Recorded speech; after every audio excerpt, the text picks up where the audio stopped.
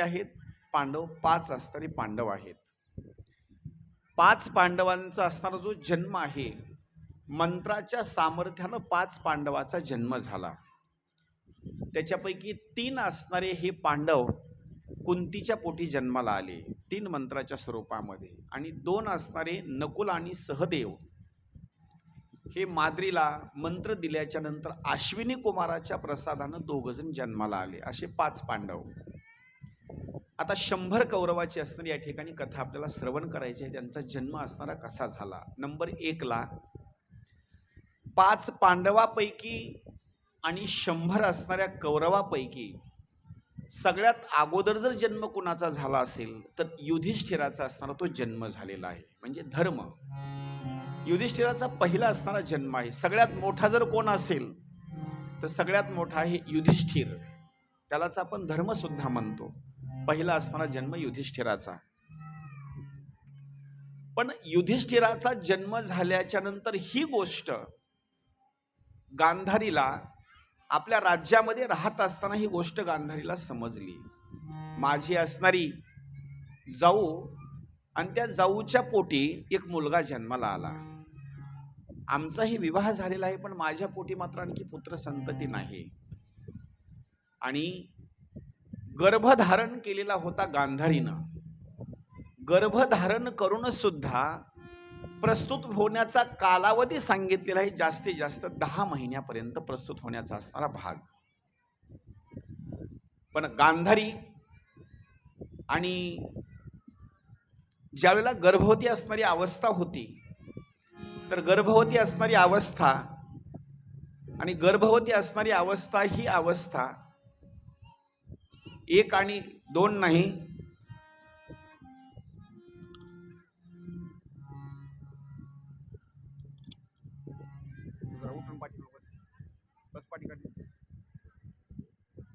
कोणीच बोलायचं शांत बसायचं.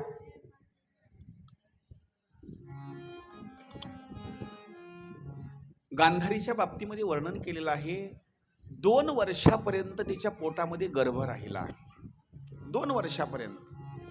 पण 2 वर्षापर्यंत गर्भ राहून सुद्धा ती मात्र प्रस्तुत मात्र झाली नाही. गांधारीला राग आला. रागाच्या वरामध्ये तिने पोटावर असा हात फिरवला. माझ्या असणाऱ्या जाऊबाईला मुलगा झाला, पण 2 वर्षाचा कालावधी झाला, आणखी मात्र माझ्या पोटाच्या आतमध्ये जो गर्भ आहे तो मात्र जन्माला येत नाही. राग तिनं काय केलं, आपल्या गर्भावर दगडानं प्रहार करण्याकरता सुरुवात केली. किती कौतुकाची कथा आहे पहा. असा दगड घेतला आणि आपल्या पोटावर मारण्याकरता सुरुवात केली. दगड पोटावर मारल्याच्या नंतर जो गर्भ होता, तो गर्भ असणारा पोटाच्या बाहेर येऊन असणारा तो पडला. त्याचं वर्णन असं केलेलं आहे, तो गर्भ म्हणजे लोखंडासारखा गर्भ होता. असा पोटाच्या बाहेरून पडल्याच्या नंतर गांधारीने निर्णय घेतला, रागाच्या भरामध्ये त्याला उचलायचं आणि कुठंतरी पाण्यामध्ये नेऊन टाकून द्यायचं. इतका तिला राग आलेला. ही गोष्ट व्यास महर्षींना समजली. व्यास महर्षी आपली तपश्चर्या असेल, इतर काही देवाच्या बाबतीमध्ये कार्य असेल, सगळं सोडलं आणि गांधारीकडे असणारी भेट देण्याकरता निघाले. त्याचं कारण एक आहे. एक वेळेस हेच व्यास महर्षी गांधारीला किंवा हस्तिनापूरला सहज स्वरूपामध्ये आले होते. गांधारी आंधळी होती, पण आंधळी असून सुद्धा गांधारीनं त्यांच्या भोजनाची व्यवस्था केली होती. आज माणसं डोळेवाले आहेत बरं का, डोळेवाले आहेत, तरी घरी माणूस आल्याच्या नंतर त्याला चहा नाही, जेवण नाही, काही नाही. उलट म्हणतात, चहा घेता का? म्हणजे डोळे असून सुद्धा. बर, तुम्ही जेवण कराल का? मग अरे बाबा, हात आहेत, पाय आहेत, सगळी सामुग्री आहे, तरी सुद्धा आलेल्या माणसाचा पाहुणचार तेवढासा पहिल्यासारखा मात्र नाही, अजिबात नाही. आताच सांगतो, अन्नदानाच्या बाबतीमध्ये लोक अन्नदान करण्याकरता भरपूर आहेत, नाही असं नाही, अन्नदान करण्याकरता. फक्त त्यांचं मत असं आहे, आम्ही स्वयंपाक मात्र करून खाऊ घालू शकत नाही. आम्ही अन्न किती देऊ शकतो तुम्हाला. बघा, लोक तेलाचे डबे देतील, साखर देतील, गव्हाचं पीठ देतील, तांदूळ देतील, पण उगल आपल्याला म्हणतील काय करा, हे तुमची तुम्हीच बनवा आणि तुमची तुम्हीच खा.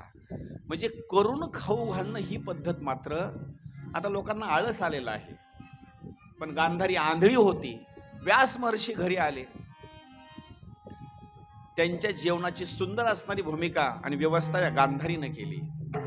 आणि जेवण झाल्याच्या नंतर कोणी असू द्या बरं का, जेवण चांगलं होऊ द्या. जेवण चांगलं झाल्याच्या नंतर माणसाला जरा असं वाटतं की थोडंसं आता अंग टाकावं बरं का, आता झोप थोडीशी घ्यावीच. व्यास महर्षीनं बोलण्याकरता सुरुवात केली. जेवण छान झालं बरं का मातोश्री, एकदम सुंदर जेवण झालं. आता असं वाटतं थोडंसं अंग टाकावं, आता झोप घ्यावी. आंधळी असणाऱ्या गांधारीनं व्यास महर्षींची झोपण्याची सुद्धा व्यवस्था केली. अंथरूण वगैरे टाकून दिलं. अहो जेवण सुंदर आणि झोप सुद्धा असणारी सुंदर झाली. थोड्या वेळानं उठले. उठल्याच्या नंतर एवढं मन प्रसन्न झालं, एवढं मन प्रसन्न झालं, मनातून गांधारीला बोलण्याकरता सुरुवात केलं. माता, काय तुमची अपेक्षा काय आहे? गांधारीनं सांगितलं काही नाही, तुम्हालाच काय आशीर्वाद द्यायचा आहे तो आशीर्वाद द्या. माते, ज्या हातानं या शरीरानं तुम्ही माझी सेवा केली ना, लक्षात ठेवा, मी तुम्हाला कृपेचा असताना आशीर्वाद देतो. तुमच्या पोटी 1 आणि 2 नाही, 100 मुलाची असणारी तुम्हाला प्राप्ती होईल. तुला एकदा सांगितलं कळतं नाही का? त्याला सोड, त्याला सोड, त्याला तू, आणि तू शांत बस.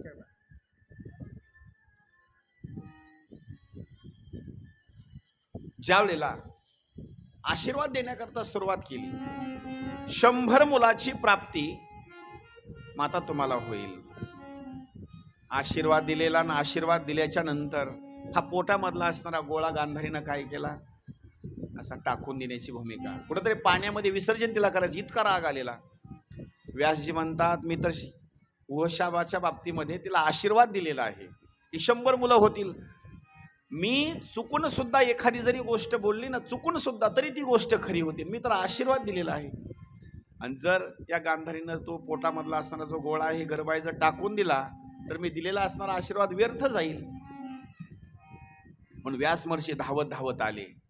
आणि धावत धावत आल्याच्या नंतर व्यास महर्षीनं काय सांगितलं, गांधारी, हा असणारा गर्भाचा असणारा जो भाग आहे की नाही, पाण्यामध्ये विसर्जन करू नको, याला मारू नको. तुला मी आशीर्वाद दिलेला आहे, काळजी करू नको, 100 मुलं होतील तुला. व्यासजी, माझ्या जाऊबाईला मुलगा झाला. हो झाला ना, तुला सुद्धा 100 मुलं होणार आहे, थोडस धीर धर. त्यावेळेला व्यास महर्षीनं गांधारीला सांगितलं, हा जो गर्भाचा गोळा आहे का नाही, याच्यातूनच 100 मुलाची उत्पत्ती होणार आहे. मी सांगतो तेवढं कार्य ऐक. जा, आदेश दे दास दासियांना 100 असणारे माठ आणण्याकरता सांग. किती कौतुकाची गोष्ट आहे पा. 100 माठ आणले 100 माठ. एक गर्भ होता का नाही पोटामधला, व्यास महर्षीनं त्या गर्भाचे 100 भाग केले. एक पोटामधला जो गर्भ होता त्याचे 100 भाग केले. एक एक भाग उचलायचा आणि एक एक भाग उचलून त्या माठामध्ये ठेवायचा. आणि सांगितलं गांधारीला, गांधारी, या प्रत्येक माठाच्या जवळ एक एक दिवा लावायचा आणि एक एक दाशी बसवायची, याचं संरक्षण झालं पाहिजे. गांधारीनं सांगितलं, होय महाराज, याचं संरक्षण करण्याकरता हे करील. पण 100 असणारे भाग होत असताना गांधारीच्या मनामध्ये एक अपेक्षा निर्माण झाली, एक आशा निर्माण झाली. मला आशीर्वाद दिलेला आहे, किती मुलाचा दिलेला आहे, 100 मुलाचा. पण सगळेच मुलं होणं उपयोगाचं नाही. गोष्ट लक्षात घ्या. एखाद्या महिलेला 5 मुलं आहेत, 4 मुलं आहेत आणि मुलगीच नाही, त्या महिलेचं मत काय असतं, मुलं 4 झाले हो, पण एक मुलगी सुद्धा पाहिजे होती. तसं त्या गांधारीला असं वाटलं, मला 100 मुलं होणार, 100 मुलं होणार, पण माझी एक अपेक्षा आहे, मला एक तरी असणारी कन्या व्हावी. आणि असा मनामध्ये असणारा भाग करत असताना ही गोष्ट गांधारीच्या मनामध्ये काय चाललेलं आहे, ही गोष्ट कोण ओळखली, व्यास महर्षीनं. त्यांनी भाग करत असताना काय केलं, 100 भाग असणारे प्रत्येक असणाऱ्या माठामध्ये ठेवले. दिवा वगैरे व्यवस्थित लावला, वरून झाकणं असं व्यवस्थित झाकण्याकरता सांगितलं. आणि शेवटचा असणारा एकच भाग मांसाचा असणारा तो तुकडा एक असा हातामध्ये राहिला. गांधारीने सांगितलं, महाराज आता काय? गांधारी, तुझ्या मनामधलं मी ओळखलेलं आहे. तुला एका कन्येची अपेक्षा आहे ना, काळजी करू नको, आणखी एक माठ मागव. पहिले 100 माठ, पुन्हा एक माठ मागवला, तो 101 असणारा माठ. त्याच्यामध्ये परत असणारा तो भाग असताना टाकण्याकरता सुरुवात केला. व्यास महर्षींनी मंत्र म्हणत असताना सांगितला, या भागाची उत्पन्न होत असताना, जन्म घेत असताना कन्या जन्माला यावी. जसे भाग करून माठामध्ये टाकले होते, एक एक एक एक एक असणारे करून भाग, काही सगळेच एकदा टाकले नाहीत मध्ये. व्यास महर्षीने काय करायचं, एक एक एक एक असा भाग टाकलेला होता. जसे एका एका माठामध्ये 1 क्रमांकापासून भाग टाकले होते, पहिल्या भागापासून जो जन्माला आला त्याचं नाव दुर्योधन. लक्ष करा बरं का, पहिल्या भागापासून जो जन्माला आला त्याचं नाव दुर्योधन. पण दुर्योधन ज्या वेळेला इकडं हस्तिनापुरामध्ये जन्माला आला, तिकडं आरण्यामध्ये भीमसेन जन्माला आला. हे दोघं जण एका दिवशी जन्मलेले आहेत बरं का. हे दोघं जण कोण? भीम आणि असणारा दुर्योधन, दोघे एका दिवशी जन्माला आले. पण भीमसेन जन्माला आला, अपशकुन मात्र काही घडले नाहीत. पण ज्या दिवशी दुर्योधन जन्माला आला का नाही, दुर्योधन जन्माला आल्याच्या नंतर अक्राळ विक्राळ स्वरूपामध्ये असणारी गर्जना होण्याकरता सुरुवात झाली. रक्ताचा पाऊस पडला, किळसवाणी असणारी भूमिका अपशकुन होण्याकरता सुरुवात झाली. धृतराष्ट्र आंधळा, आंधळ्या धृतराष्ट्रानं विदुर काकाला जवळ बोलावून घेतलं आणि सांगितलं, काका, विदुर काका, अहो सगळे तुम्हाला काका म्हणतात, तुम्हाला संपूर्ण भविष्यवाणी कळते, खरं सांगा, याचा जन्म झाल्याबरोबर एवढे अपशकुन होत आहेत, नेमकं या बालकाचं भविष्य तरी सांगा. विदुर काकांनी बोलण्याकरता सुरुवात केली. धृतराष्ट्रा, याचं भविष्य सांगत असताना लक्ष देऊन भविष्य ऐक. याचं भविष्य का असं आहे, तुझ्या फायद्याची गोष्ट सांगतो. जसं महाबळ भटानं श्रीकृष्णाचं भविष्य सांगण्याकरता सुरुवात केली. नेवोनी गर्तीत घाला यासी, बाळकाचे अंगी अवचिन्ये बहुत, आणि नेवोनी गर्तीत घाला यासी. का? त्या महाबळ भटानं जरी खोटं सांगितलेलं असेल सांगत असताना, पण ते सगळं खरं झालं बरं का, सगळंच खरं झालं. तसं इथं विदुर काकांना बोलण्याकरता सुरुवात केली. धृतराष्ट्रा, रक्ताचा पाऊस पडतो, कुंत्रे भुकतात, गिधाड असणारा या ठिकाणी आक्रोश करतात, पशुपक्षी असणारे या ठिकाणी आवाज करतात. हा अपशकुनी मुलगा जन्माला आलेला आहे. लक्षात ठेव, भावी काळामध्ये सगळ्यात जास्त जर दुःख देणारा जर कोण असेल या कौरवांपैकी दुसऱ्या समाजाला, तर नंबर 1चा असणारा हा दुर्योधन. लक्षात ठेव. आणि हा दुर्योधन म्हणजे साक्षात कलीच्या स्वरूपामध्ये असणारा याचा अवतार आहे. कली एवढा चांगला नाही बरं का, कली फार वाईट आहे. माझा ऐक, आणखी तुझी वेळ गेलेली नाही, मुलगा जन्माला आलेला आहे का नाही, माझी विनंती आहे तुला, याला जिवंत ठेवू नको, याला ठार करून टाक. सख्खा चुलता, लक्ष करा बरं का, सख्खा चुलता पुतण्याला मारण्याकरता सांगतो, कारण चुलता आपल्यासारखा चुलता नव्हता बरं का. पुढं काय घडणार आहे या विदुर काकाला सगळंच माहिती होतं. धृतराष्ट्राला सांगितलं, धृतराष्ट्रा, हा पुढे चालून अनेक स्वरूपामध्ये वैर करील आणि याच्यामुळं एकट्याचाच घात होणार आहे असं नाही. पृथ्वी तलावर घनघोर युद्ध पेटण्याकरता जर कारणीभूत कोण असेल तर सगळ्या पृथ्वी तलावर घनघोर युद्ध पेटण्याकरता कारणीभूत एवढाच एक असणारा दुर्योधन आहे. एवढं मोठं महायुद्ध झालं, कौरव आणि पांडव 18 अक्षोहिणी सैनिक होते, पण एवढं मोठं युद्ध पेटवण्याकरता जर कारण कुणाचं असेल तर कारण एकटा दुर्योधन आहे. बाबा माझा ऐक, याला तो असणार याचा वध करून टाक, असं विदुर काकांनी धृतराष्ट्राला सांगितलं. आणि त्या धृतराष्ट्राचं एक वर्णन केलेलं आहे. तो वरून तर आंधळा होताच होता, पण आतून सुद्धा आंधळाच होता. एक सहज बोलतो. खरं सांगू का, कुठल्या जरी बापाला सांगितलं तुमचा मुलगा असा आहे आणि त्याला मारून टाका, कुठला तरी बाप मारून टाकील? अजिबात मारून टाकणार नाही. लोभानं विदुर काकानं एवढं सांगितलेलं होतं तरी सुद्धा दुर्योधनाला मात्र मारलं नाही.